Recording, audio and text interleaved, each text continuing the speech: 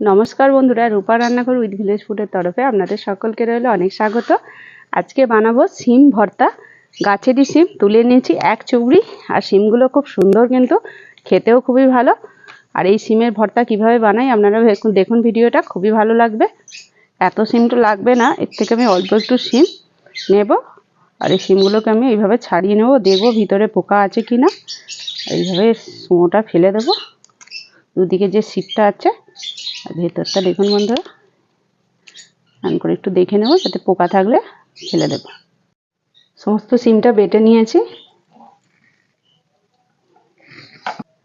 এবারে পেঁয়াজ, আদা, রসুন, শুকনো লঙ্কা, কাঁচা লঙ্কা বেটে নেব।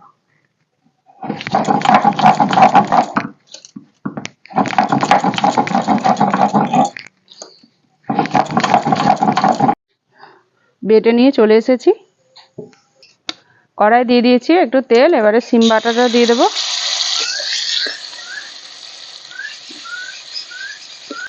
পেঁয়াজ, আদা, রসুন বাটাটাও দিয়ে দিচ্ছি। কালো জিরেটা দেওয়া হয়নি, তার জন্য একটুখানি অল্প একটু তেল দিলাম। দিয়ে দিচ্ছি জোয়ান আর কালো জিরে, দিয়ে দিচ্ছি অল্প একটু লবণ, একটু হলুদের গুঁড়ো দিয়ে এবার ভালো করে এইভাবে ভেজে ভেজে করবো ভর্তাটা। এইভাবে যত ভাজা ভাজা হবে ভর্তাটা কিন্তু তত টেস্টি হবে। ভর্তা রেডি, নামিয়ে নেব।